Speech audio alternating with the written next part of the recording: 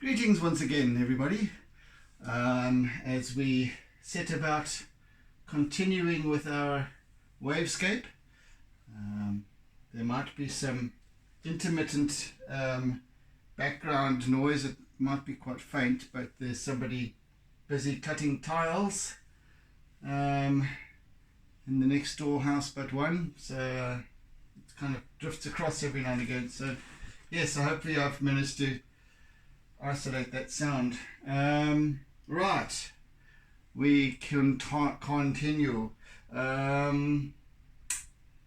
am I today? What should we tackle?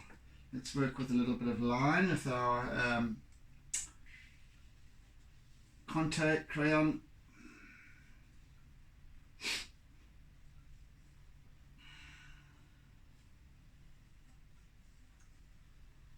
Just start, because this piece requires quite a lot of line work, so I'm going to start introducing a little bit of that before I bring in the color in the wave, the dark greens and blues and what have you. So let's just do some of this work to start with, and take it forward from there. Let's just bring in a little bit of lilac, I think, here.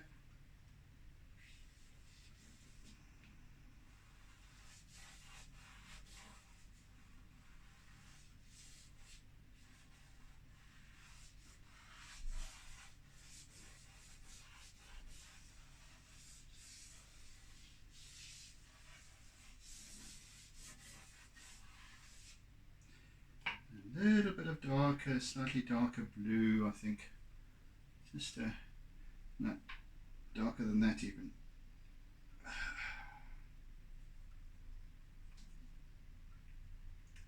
Just a little hint here and there.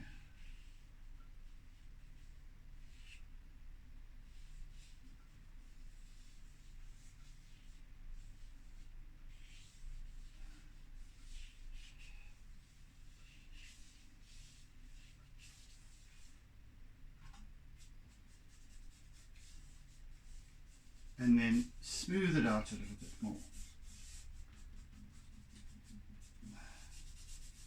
It's not so dark, and then I can work, just there's a hint there.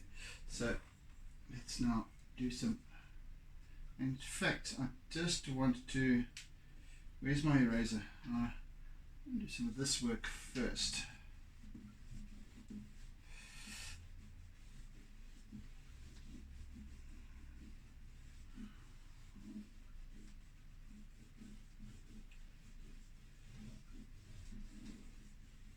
The eraser just allows for a little blending and also some line work, because it acts as a kind of, it creates negative.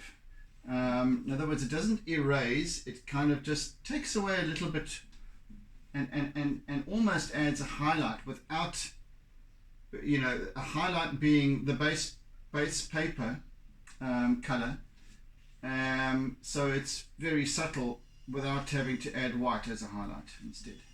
Okay, there starts the guy with the cutting tiles. I don't know if you can hear it. It's fairly background, but one doesn't know what the mic picks up.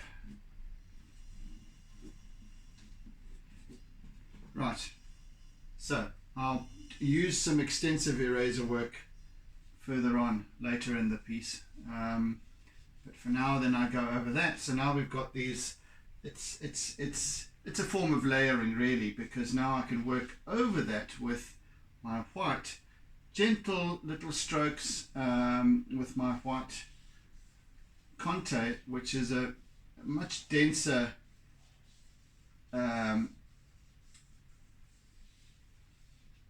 piece than the charcoal, at least than the pastel. So it doesn't leave quite such a white mark.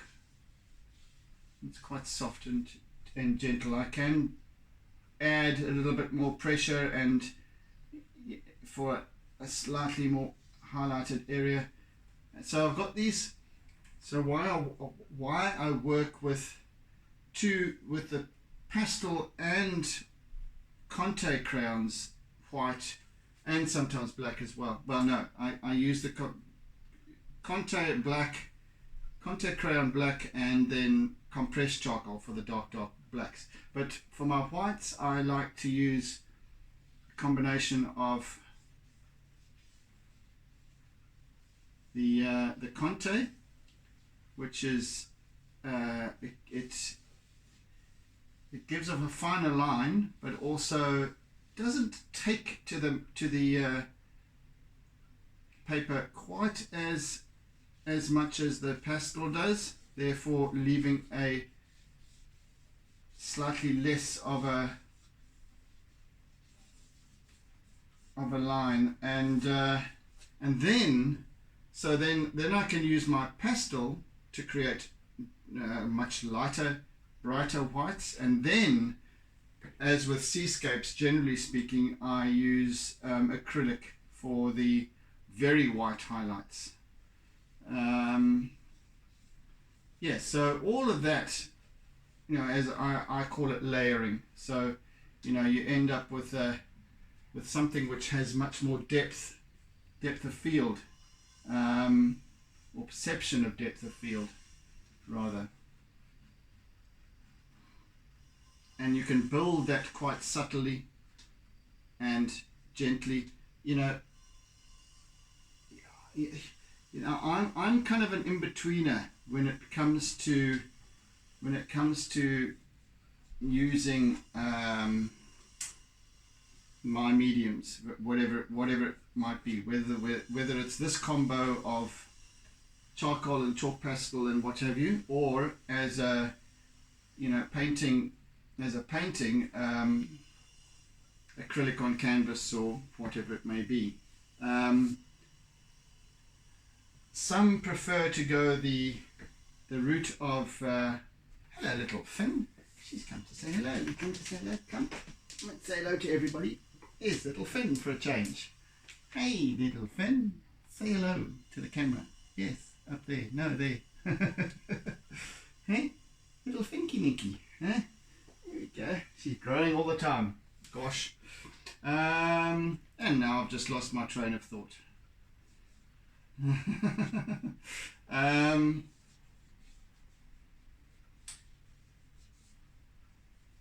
So the adding, bringing in this layering gives this idea of depth of field, etc. Which actually brings about the form, and I strongly maintain that. Yes, and now I remember what I was the thread that I was on. So I like to work quite rapidly, but not as rapidly as some. So I like to get the perceived detail without actual detail, but not to the point of where it's very rough and sketchy and it's bang bang bada bing bada boom done. Some people out there like to do, let's say, an oil painting, and oils take a lot of time to dry and what have you, and yet they can do a large scale painting in an hour and a half, simply by using a large palette knife, or a painter's knife, and applying paint broadly, and just with a hint of detail here and there. I kind of work in between that and the actual finicky detail stuff. So I like to create perceived detail, but using kind of a fairly abstract technique, which I'm doing here. So I do that by building layers, and by using extensive line work, just to trail around and create this topography and language, leaving some of it just sketchy and fairly rough. Other areas bringing in a little bit more of a sparkle or a kind of hint of detail, foam, etc. Whatever it is, but then so I can stretch a piece like this over sort of 3 to 4 hours, whatever the case may be, or 4 sessions. It's 4 sessions of 45 minutes each or thereabouts. So call it 4 hours. And then I'm quite happy with the way it's come together, and it's been an interesting journey, and yeah, so that's how I like to work at this point in my life anyway. I'm quite happy with the way things are in terms of the development of my pieces, how they come together, the style that I've come to enjoy employing. So yeah,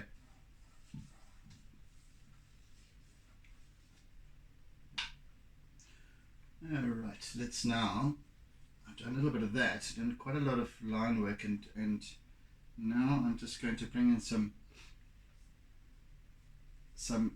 soft pastel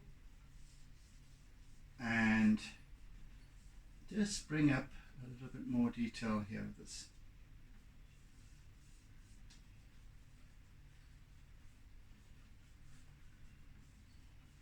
Well, not detail. I do apologize. This is more covering the surface, because as I had mentioned, there's a lot of foam in the foreground here.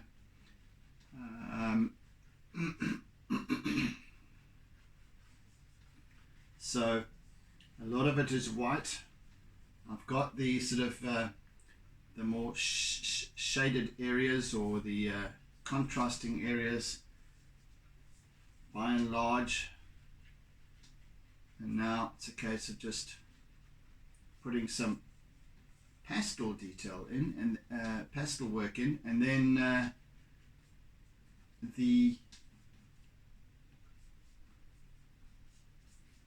acrylic over that. So I'm creating with this white, and I'll blend quite a lot as well. You'll see as I go. So I will leave some of the paper, the base paper, for the acrylic to better attach to. You'll see in between all this charcoal pastel work, there's places where the paint can catch, and other places where it will kind of not quite catch, but sort of because of the powdery surface of the created by the pastel work, so it will kind of scumble and create that nice sort of mottly texture. That's kind of the plan, loosely. I don't like to be hard and fast with how this thing is going to come together. I'm just working by intuition and seeing how it goes. That's the plan, Stan.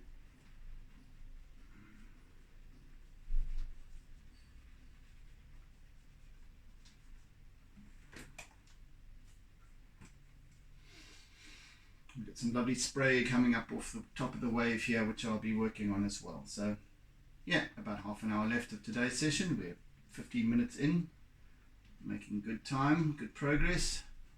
Yeah, I don't like to try and get too pressured with my work, or too precious as well.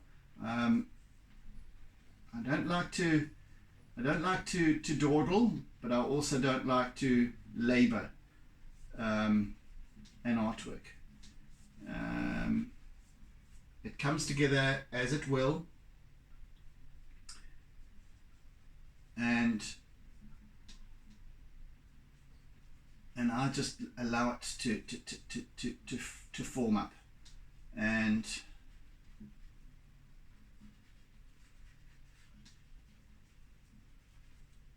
that's the way it should be, the way it must be. It's far more interesting for me to see an artwork come together that way. It's just a natural progression of allowing the artwork to form itself, to express itself. And thus the artwork has its own story, and tells the story as it is meant to be told, as it's asking to be told. You know, just like some people might suggest that cars have character, and different sort of inanimate objects have character. Houses, for example, furniture. I don't know, whatever it might be. You know, a big comfy recliner might have, you know, a lazy boy chair supposedly might have character. I don't know. But I certainly believe that everything has character, because everything is of a cellular structure. Everything has energy in it. Everything, whether it's a solid piece of wood or a metal or a glass, or everything has a particular character, given that it is formed and held together energetically. And how we apply ourselves and our thinking to that form gives it depiction, gives it meaning, and thus the story is told, whatever the story may be.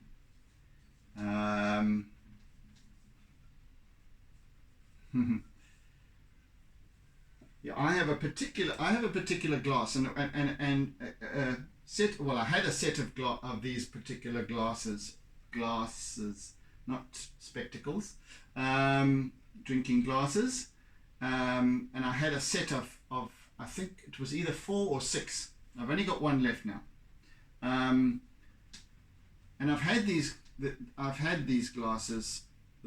I had this set for many years. I first purchased it. Put it this way: first purchased it back in 2007, early 2007, and in March 2007, I was fooling around on my bed the one day and fell off the bed, and I think my partner pushed me off the bed or something like that. I forget. I went over backwards onto the floor, and as one does, tries to brace oneself. But there was one of these glasses, and they are about yay big, about a half litre, but very thin glass, and quite delicate glass, but a large sort of receptacle, and of course my elbow cracked down onto the glass and broke it, and a shard of the glass went into my arm right there. Oh, I can feel the spot even to this day. A shard of this glass went into my arm.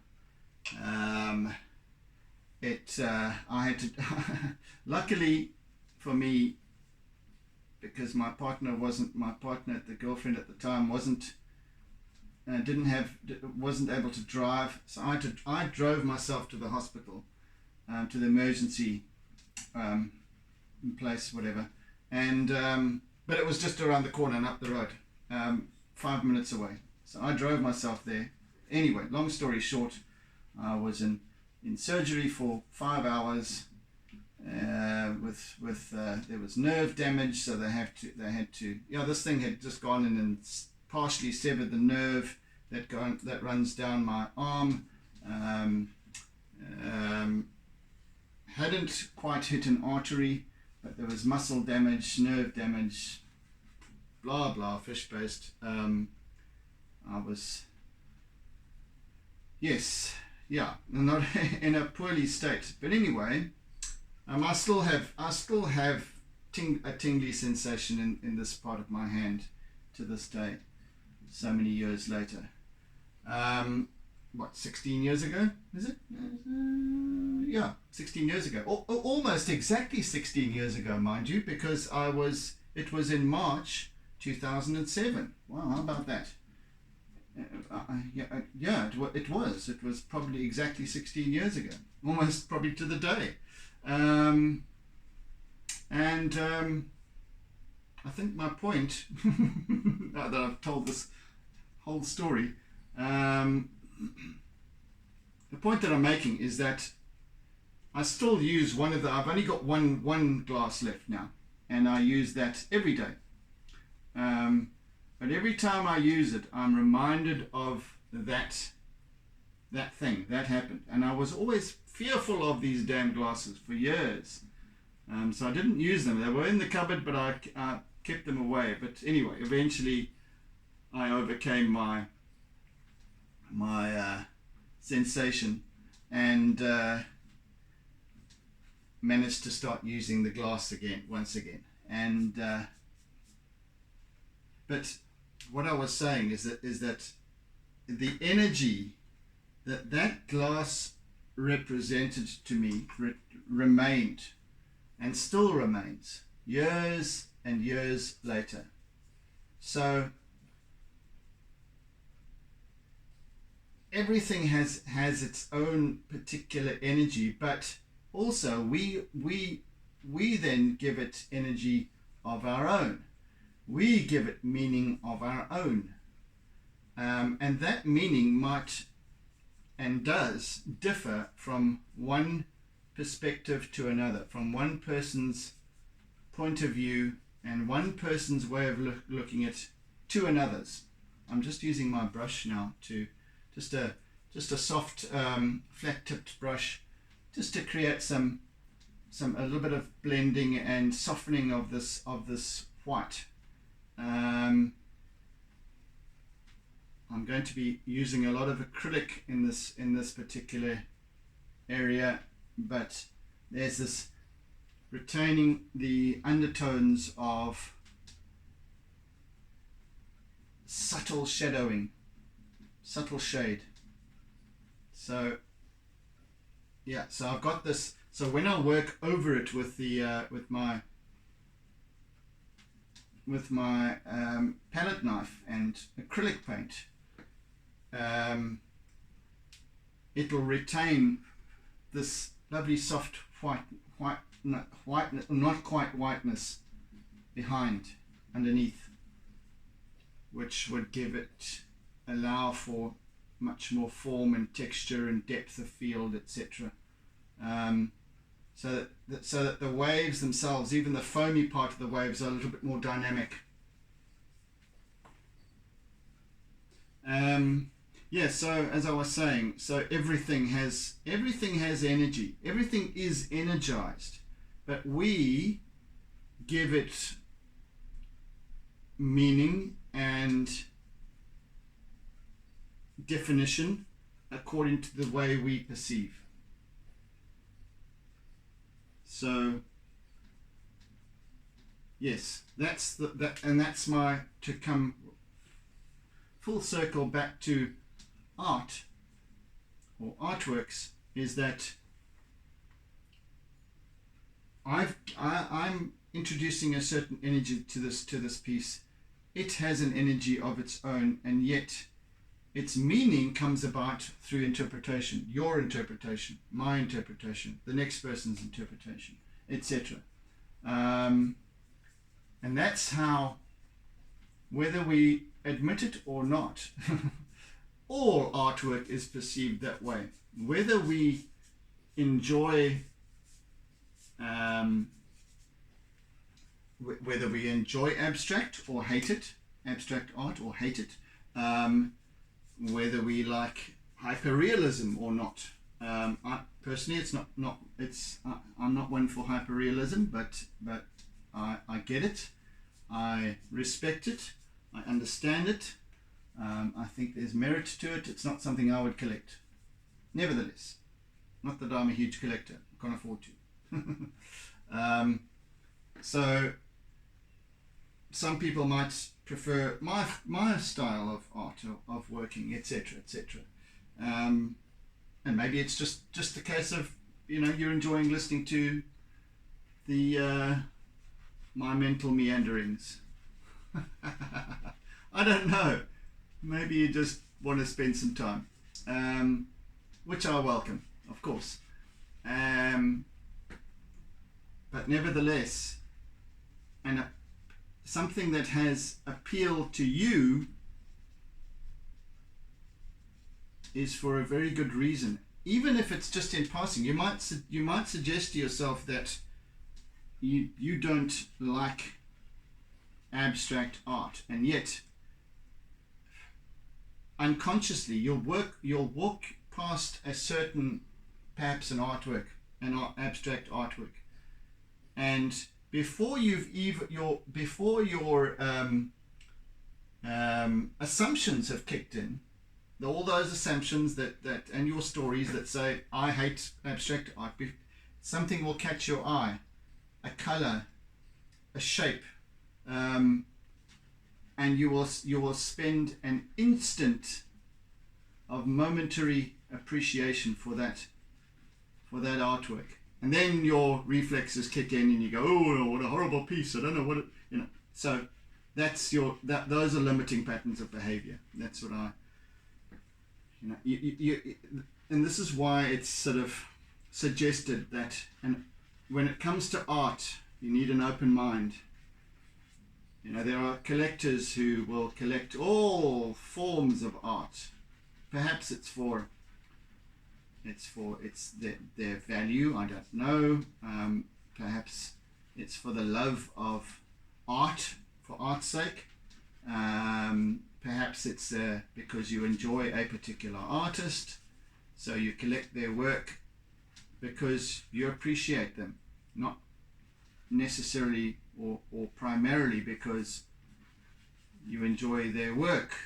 I don't know, and maybe you can see that they perhaps one day are going to become far more collectible, and so you start collecting their work for their collectible value. So yeah, anyway, I digress. But whatever it is, there is always character, meaning, energy, story, language to every single piece of art and every object that there is to perceive. As I said in a previous session, everything exists in language. Everything exists in language. The moment that that point of recognition, we language it. We language what it represents to us, and then that language gives something meaning. Prior to that, up until that point, it is simply a phenomenon, and therefore doesn't really exist, if you know what I'm saying. But it might exist to the next person. I don't know. So what is reality then? Reality is really only of our perception in a moment. Reality doesn't really exist.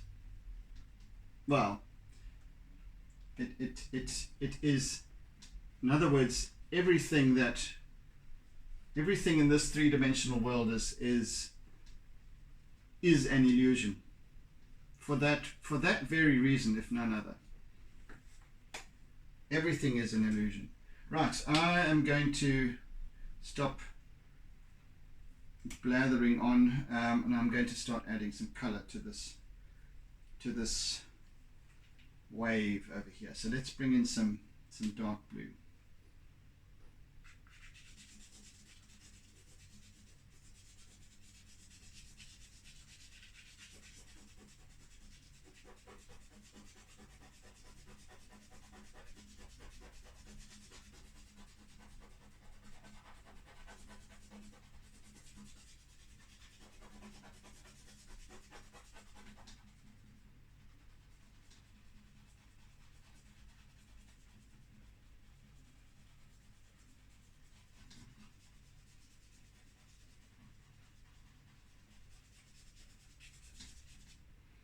Gosh, I do sometimes get carried away with my rambling thoughts. Nevertheless, if you have an opinion or a comment on what I've been talking about, if you want to share something, share some perspective, please do. That's what the comment section is for. I always appreciate and okay, let me just find what I'm looking for. Okay, I always appreciate comment, and I enjoy engaging with people and their ideas and yeah, whatever it might be. I always welcome comment.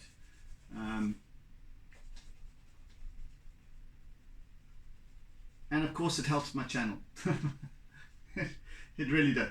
Bottom line is that it helps my channel quite a lot when people comment. So please do feel free to. But I will always try to engage with you. And gosh, it's a confusing thing because I'll often find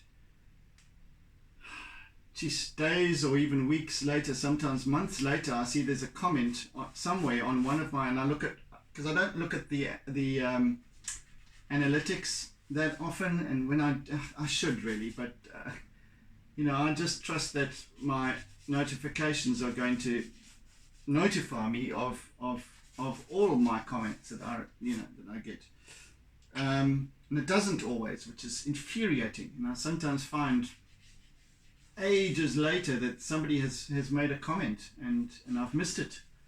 Hate that. So I do apologize if any of you have ever made comment or do make comment that I don't reply to. Comment again. It's only because somehow I've missed it. So yeah, I apologize in advance. And yeah, so all I can suggest is comment again and draw my attention, because and tell me, you idiot, you haven't answered my comment, so or responded. Yeah, unless you're commenting about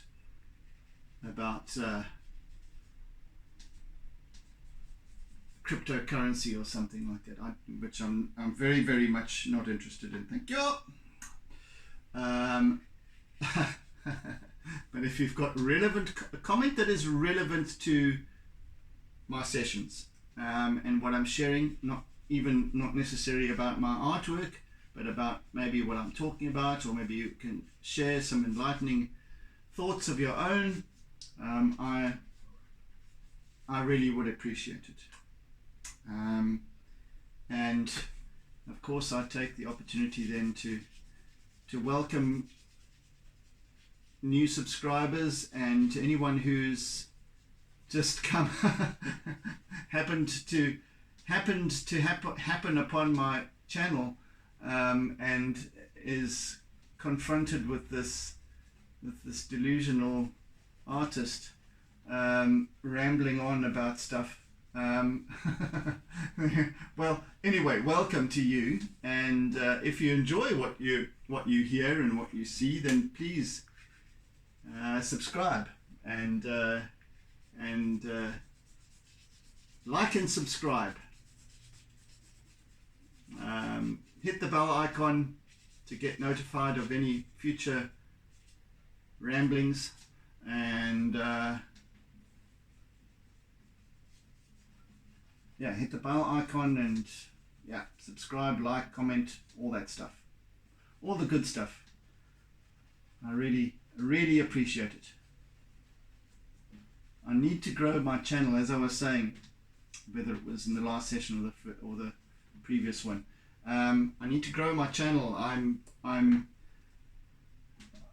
in order to be able to go live, I need to have something like 1,000 subscribers and something else, and I'm only sitting at just over 200 at this point, which means I need to gain more traction, and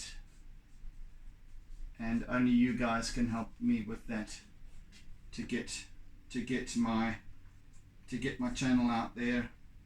I don't at this point use that pay-per-click or something like that. I don't actively promote my channel, because and I should. I grant you, I should, but I have this notion that this is really primarily for me, for my development and for my enjoyment, and I just like to share what I'm doing. It's as simple as that. So I don't want to sit about, and as I said, perhaps I should, but I'm kind of, I don't want to sit about starting to promote this and get subscribers and get followers, and it's, oh gosh, I know it's painful, but I suppose I should be doing it, like I said. Yeah. Anyway, it's not my primary mission. My thing is just that I really enjoy just sharing my work and sharing what I'm doing and why I'm doing it, and like it, don't like it, but yeah, so the added pressure of adding as well, you must share, and whatever, but it's for enjoyment. But at a point, however, as I've been speaking of, I do want to start offering more specific tutorials on technique and composition and all of that sort of stuff, and then paid tutorials, as well as free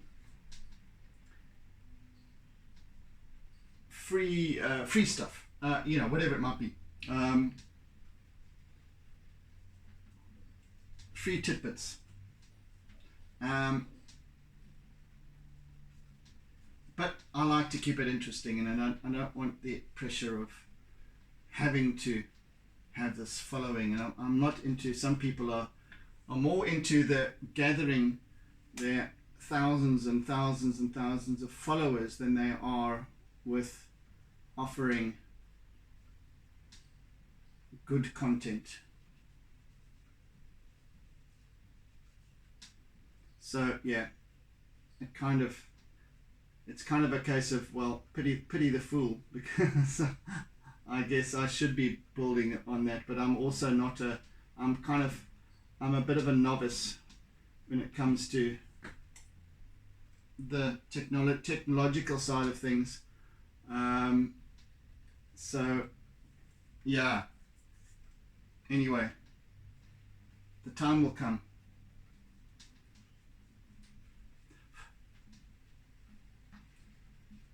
For now, I just enjoy the work that I'm doing. I enjoy sharing it. I enjoy engaging, and that's why I ask for comments. I enjoy the feedback that I get. It's encouraging. It helps me to develop, and yeah, gives a little bit more added purpose to what I'm doing here. I love that. So thank you once again for always engaging with me.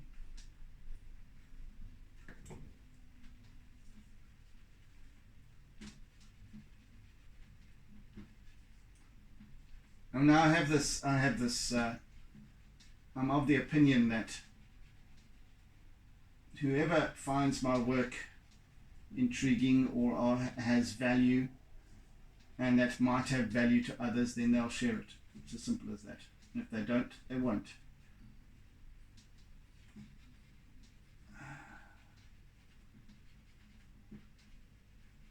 I have no expectations whatsoever. Right, so we're just busy just working on the crest of this wave right now.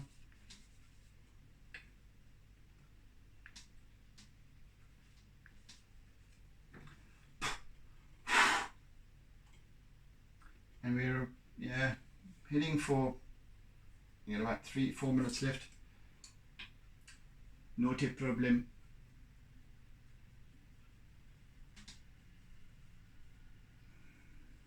So once again, this is just underlayer stuff, underlay. Yeah, so I'm working with base layers, just working those up a little bit, and a little bit more contrast. We've added some color here today to this wave, which is starting to work quite nicely. And a lot more contrast is going to come in here. A lot more contrast.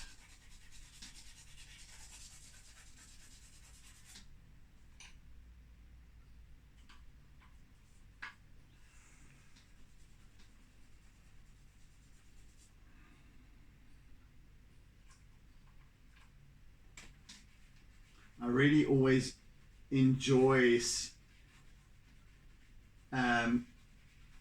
it's almost a privilege to see an artwork start to develop and take on its own form and character, and it really is. It's so heartening. It's almost as if I'm still here at this place enjoying this wonderful surf, and seeing each wave as it forms, each one differently, each one has its own character and expression.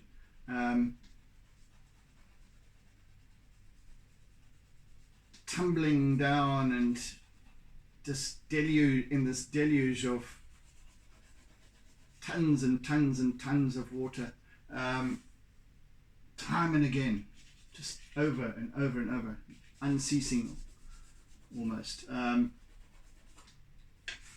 And then softening and becoming gentler as the ocean starts to take on a different demeanor. The tide changes, or the currents change, or the wind changes. A million different reasons why. And so the ocean changes with it.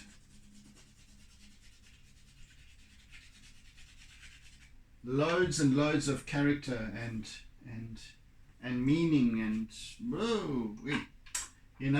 all that wonderful stuff. Okay, so it's in the last minute or so. Let me just work with my eraser just a bit.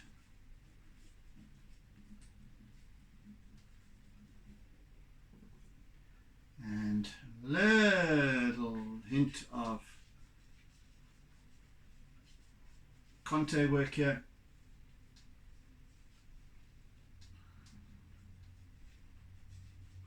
Which we will continue with as we tomorrow, or during the next session, bring this piece to its close, to its fruition. Right, I think I'm done. So, yes, we're done for today. Thank you once again for joining, and thank you for bearing with me. Thank you for caring, thank you for sharing. I really, really appreciate it, as I was saying. So yes, do tune in again for the next, for the final session in this series. Hope you're enjoying yourself. So I bid you oodles and doodles of toodles. And until I see you again, until you see me again, be kind, be gentle, be caring, be loving, etc., etc. So see you again next time, folks. Have a fantastic day ahead. Bye. And don't forget to doodle.